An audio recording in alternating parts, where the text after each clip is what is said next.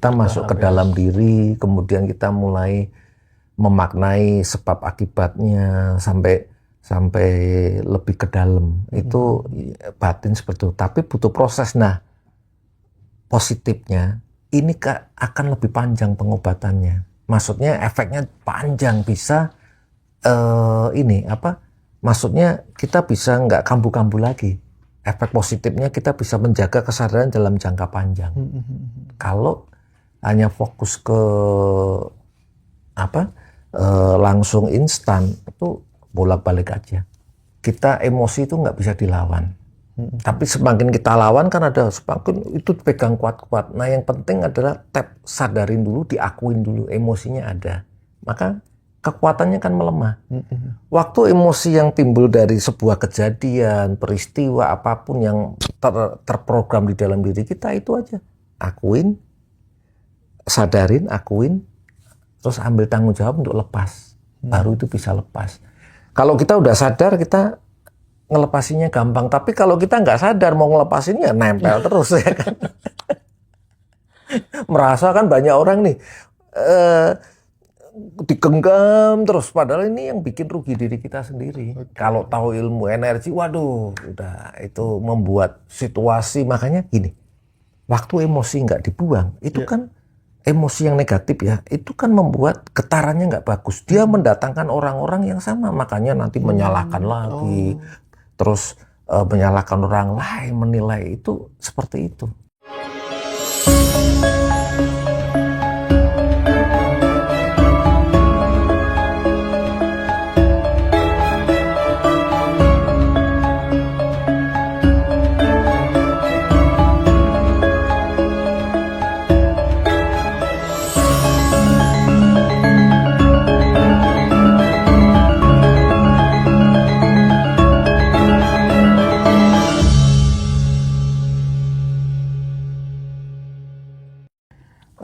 Lantas apakah kesadaran seseorang bisa dibaca dari kondisi tubuh atau dari energinya?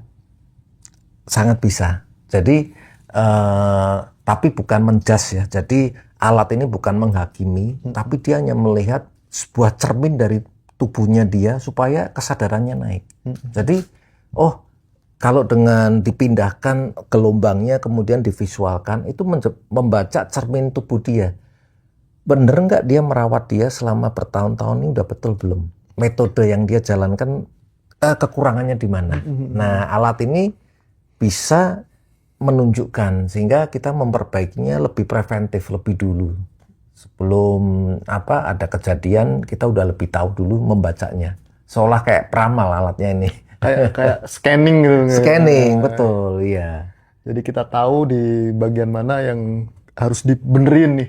Betul, kayak tadi kan kebaca, berarti ada sesuatu yang nggak seimbang nih. Nah itu bisa dicek nih ataukah dari uratnya yang ada bermasalah atau radang, itu ketahuan. Atau tadi ada kepalanya pusing, bisa juga dari kurang air minum. Kan darahnya mengental. Benar. Ketika darah mengental sedang kita aktivitasnya berat, jantung kita kerjanya lebih berat. Nah itu memompa ke atas kepala jadi berat, sehingga ketika lambat pasokan oksigennya, pasokan darahnya seolah-olah pusing. Nah masalahnya banyak orang ketika kepalanya pusing, itu kan alarm ya. Iya. Alarmnya dimatiin, minum obat aja. Obat pusingnya hilang, tapi masalahnya masih ada. Masalahnya masih ada. Oke. Pak Bambang, iya. Bagaimana panjenengan melihat ketika sekarang cakra atau kondisi energi bisa di-scan secara teknologi? Apakah itu membantu kesadaran atau justru mengganggu? Kalau menurut Pak Bambang, ini pertanyaan dari teman-teman. Nah tergantung yang scan nih, dia nakut-nakutin apa mencerahkan nih. Kalau nakut-nakutin, wah ini kamu begini ngomongnya ya, itu malah kesadaran orang itu nggak tumbuh. Gitu ya. Karena ada yang tanda kutip, saya mau cari uang nih, saya takutin aja nih, ada begini nih, supaya beli produk saya. Benar. Tapi ketika yang membawa scan-nya memberikan cuma membaca tanpa tedeng aling-aling, itu kesadarannya terserah sama yang dibaca. Contoh nih, oh alat ini loh nanti ke depannya kalau kamu nggak merubah pola makan atau lifestyle atau cara kamu macam-macam ya, potensinya ke depan seperti ini. Kemungkinan yang akan terjadi sudah kelihatan itu. Ini udah terbaca dari sekarang akibat dari mana?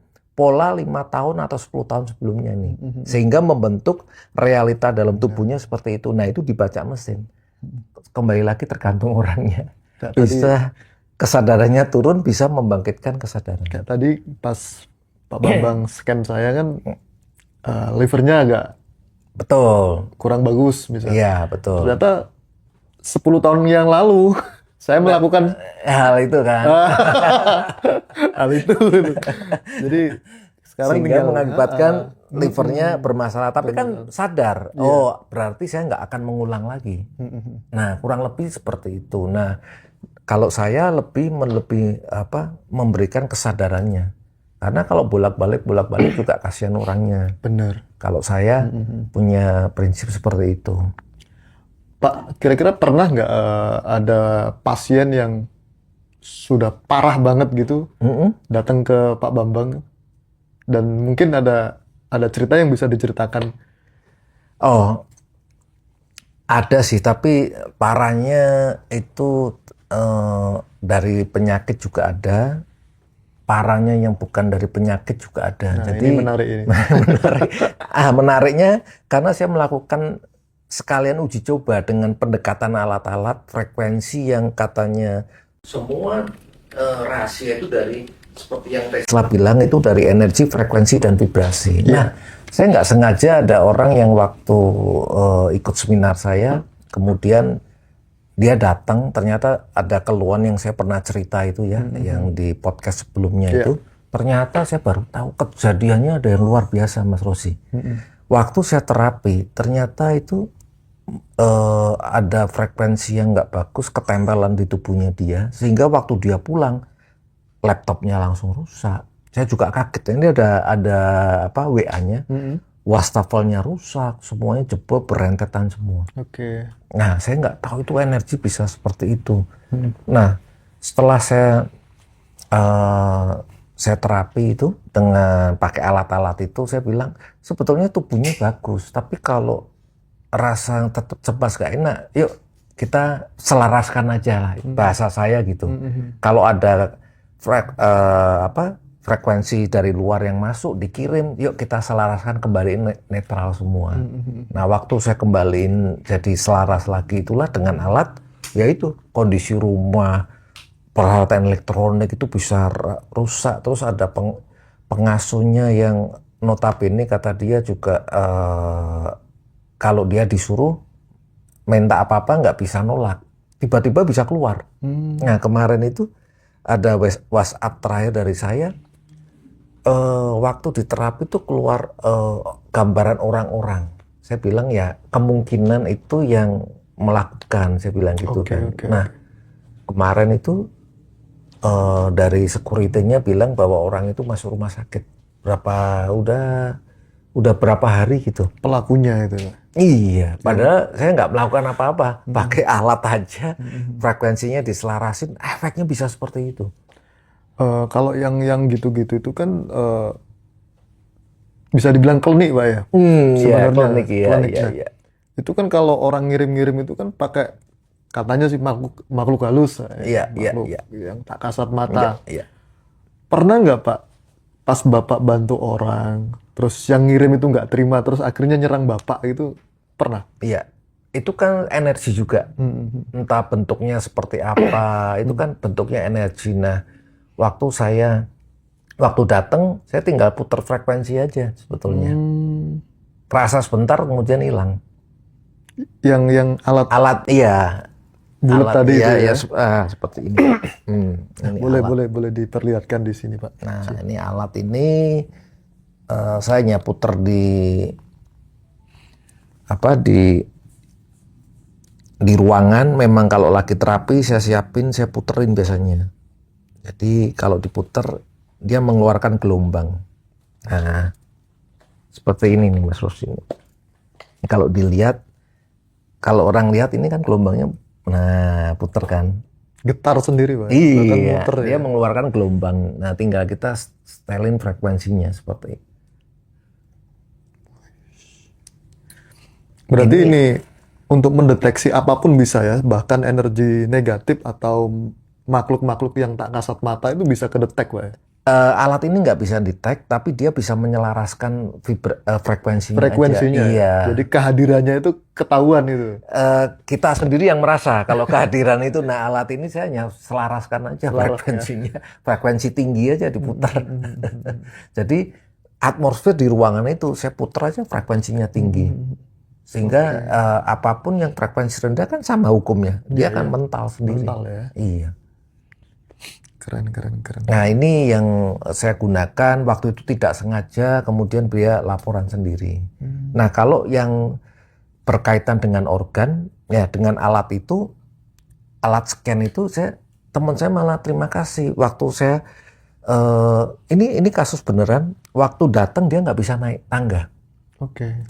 Kata dok, ada yang divonis dia ada tumor katanya di dadanya, jadi ngap-ngapan kan kalau naik tangga. Nah waktu saya scan, ini nggak ada tumornya, ini cuma virus. Nah, setelah saya scan, seminggu dia memang ke rumah sakit. Paru-parunya banyak berair. Nah, kemudian setelah di rumah sakit ya, dia sama dokternya, ternyata dia dibuka, akhirnya dikeluarin dari virus atau bakteri. Nah, kemudian yang dianggap ada tumor atau apa, benjolan di biopsi itu, bersih semua. Makanya, alat ini canggih sebetulnya. Nah, makanya tadi saya tertarik kan gitu. Iya. Tahu ya, jadi apa yang saya rasakan di tubuh saya itu sesuai gitu loh. Titik-titiknya juga bener banget itu loh. Iya. Berarti ini sangat-sangat membantu teman-teman. Iya, preventif lah tindakannya ya. Jadi dia hanya membaca. Iya, iya. Siap. Apa bedanya menyembuhkan dan menyadarkan, Pak? Menurut Pak Bambang? Nah, saya lebih seneng ke klien itu sadar. Karena kalau menyembuhkan tuh hanya fokus sama hasil aja seperti tadi nih. Kalau kepala pusing, menyembuhkan minum obat udah sembuh kan. Tapi ketika kesadarannya nggak bangkit, dia akan melakukan lagi, beli obat lagi. Padahal penyebab dari kepala pusing itu kan macam-macam. Ya kan, bisa dari pola makan, ada penyempitan, ya kan, bisa stres, bisa karena banyak pinjol, kepalanya pusing juga, minum obat juga nggak bisa.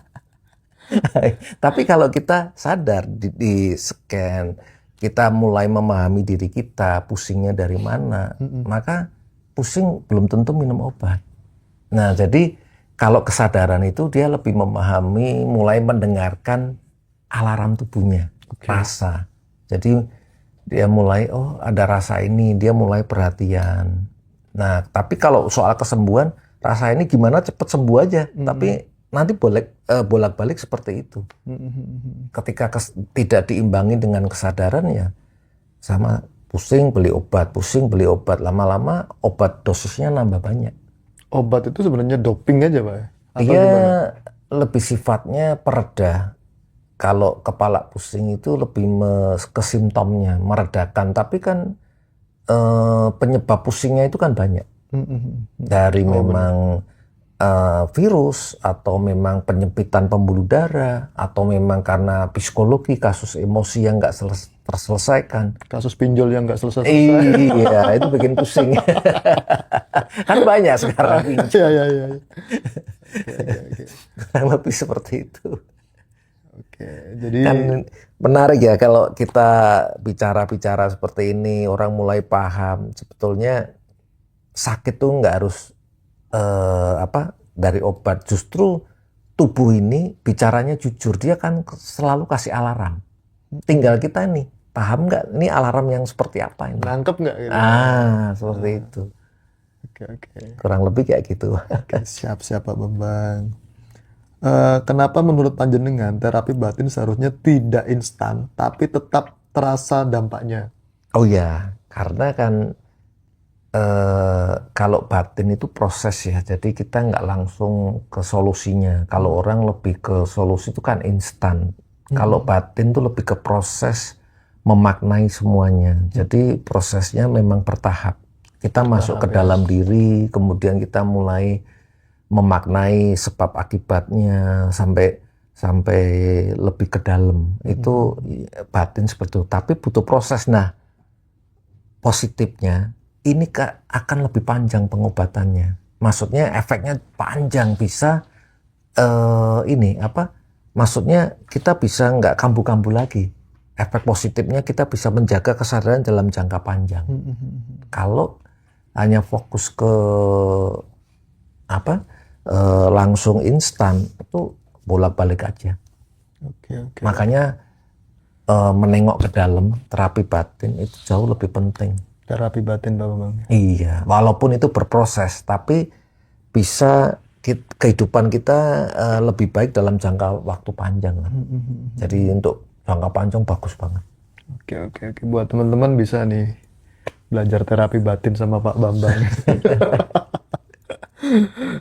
Pak, apakah orang perlu siap secara batin sebelum diterapi agar hasilnya maksimal, atau seperti apa, Pak?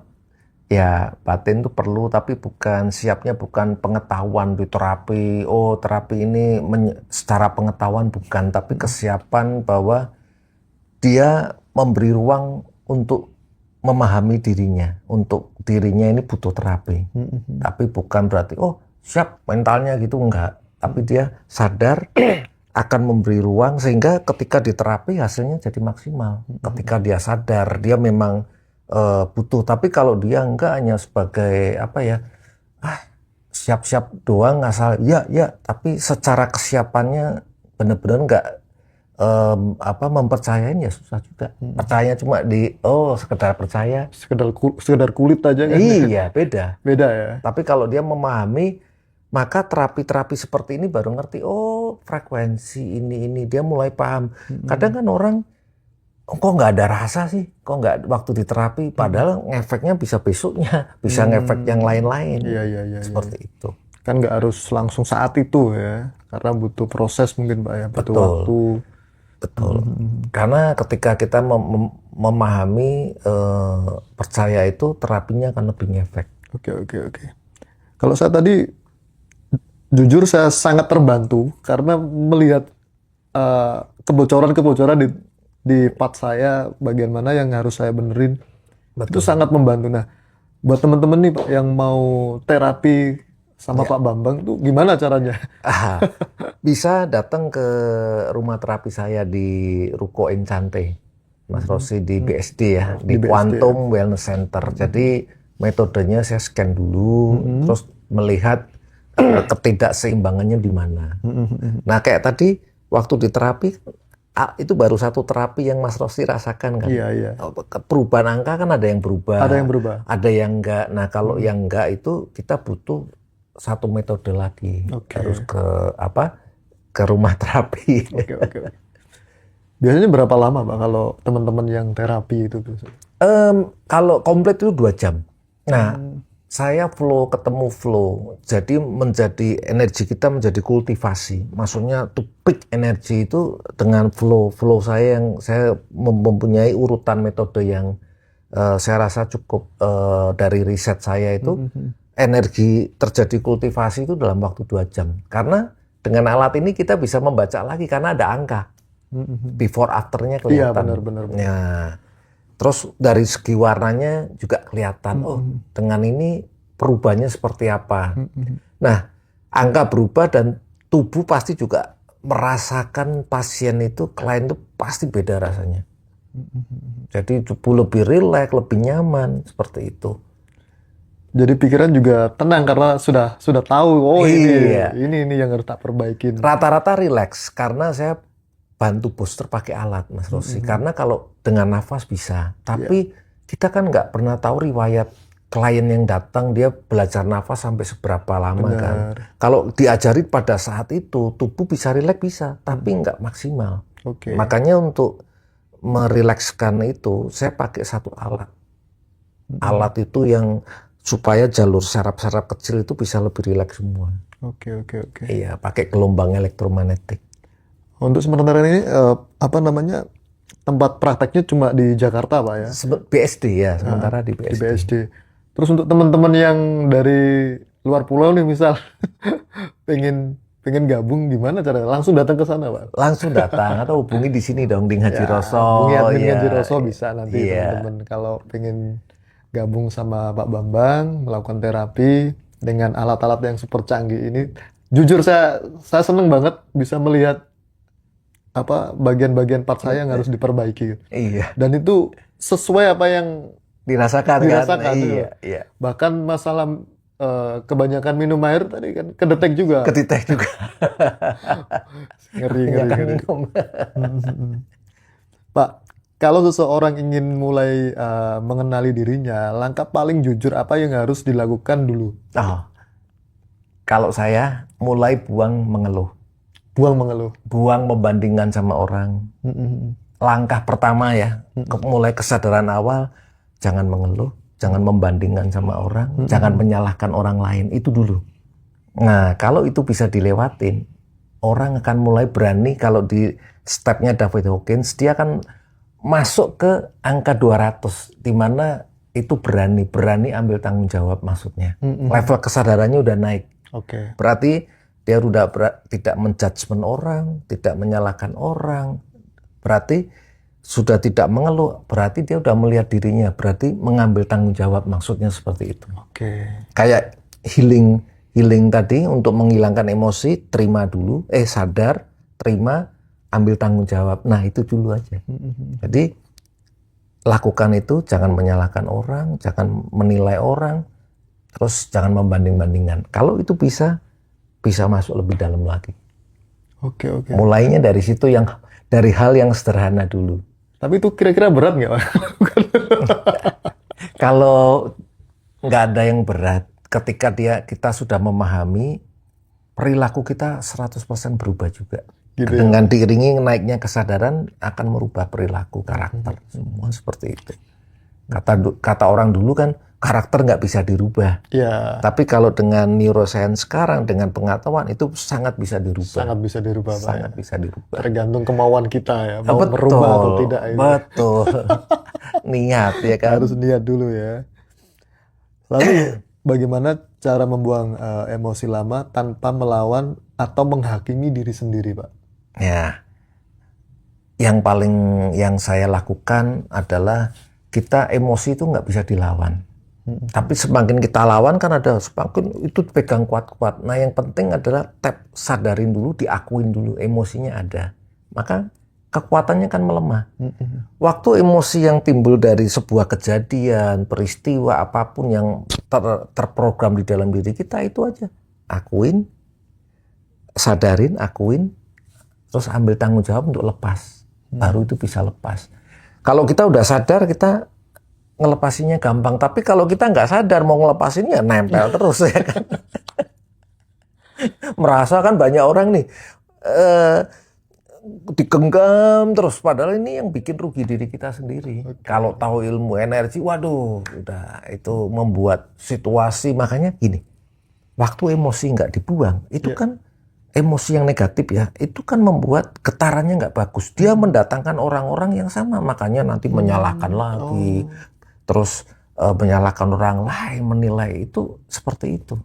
Masuk semua ke kehidupannya dia. Nah, waktu dia mulai sadar, nanti circle-nya juga berubah semua. Oke.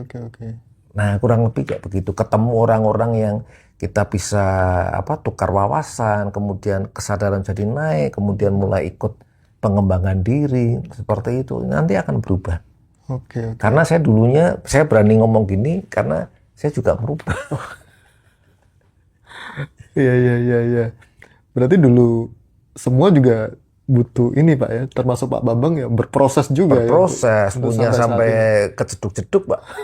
Sampai turun pusing. Dulu saya suka ngomongin orang, suka gosip, tapi ketika tahu ini, sekarang udah hilang. Sudah hilang ya. Selalu hanya nggak ngomong. Cuma kalau kasih contoh, saya nggak pernah mau nyebut orang karena saya udah mulai menjadi terbiasa akhirnya. Dengan kesadaran tadi yang kita pelajari. Iya. Keren banget. Pesan panjenengan untuk orang yang merasa hidupnya buntu tapi tidak tahu apa yang salah dalam dirinya, itu apa? Mungkin ada pesan-pesan sebelum kita closing. Nah, kalau teman-teman ya, kalau versi saya itu yang namanya kebuntuan pintu tertutup itu sebetulnya nggak ada. Nggak ada jalan tertutup maksud saya. Iya, iya. Yang ada adalah emosi yang belum diberesin aja. Karena saya melihat orang-orang ketika emosinya udah dirilis, yang terpendam itu jalannya kebuka semua. Makanya seperti Graham Bell bilang, ketika satu pintu tertutup, sebetulnya ada banyak pintu. Nah, untuk membuka pintu-pintu itu hanya perlu rilis emosi aja. Waktu dia rilis emosi, tubuhnya, body, mind, and soul-nya udah selaras, maka dia akan menemukan kehidupannya sendiri. Sehingga pintu akan kebuka dengan sendirinya, orderan datang, seperti yang kasus-kasus teman, ketika saya melihat emosi lamanya beres, tiba-tiba orderan banyak, ada orang-orang yang datang, menawarin bisnis. Seperti itu sebetulnya, semudah itu. Rilis, frekuensinya, getarannya bagus, semua akan balik sesuai dengan getarannya dia. Oke, keren banget. Jadi kalau pengen memperbaiki frekuensi, datanglah aja langsung ke Pak Bambang ya, BSD Pak ya. Iya. Nanti kita, Pak Bambang nanti bisa bantu untuk benerin apa? Membantu menyelaraskan dengan cakra dan lain sebagainya. iya. Pak, mungkin ada pesan-pesan sebelum kita closing statement, Pak. Oke, buat teman-teman, ternyata bicara tadi tentang kesehatan, bahwa tubuh ini bicara jujur, dia tidak membuat kita sakit. Yang membuat kita sakit justru ketika kita tidak mendengar, ketika ada rasa itu keluar, alarm itu keluar, sehingga diri kita sendiri yang membuat diri tubuh ini sakit. Sebetulnya tubuh jujur, dia selalu memberikan alarm. Oke. Dia minta tolong, tapi karena kita nggak tahu cara menolongnya, nggak ngerti itu apakah pertolongan, akhirnya jadi sakit. Oke. Kurang lebih seperti itu. Jadi tetap aware, pahami diri, pahami tubuh ini, sehingga kita bisa tetap sehat, menjalani kehidupan dengan baik. Kurang lebih seperti itu, Mas. Oke, terima kasih. Keren banget pertemuan kita malam hari ini, Pak Bambang. Iya. Semoga bermanfaat buat teman-teman Ngaji Roso yang lagi di rumah. Kalau yang mau join sama Pak Bambang, langsung aja hubungi admin Ngaji Roso. Oke, terima kasih. Terima kasih.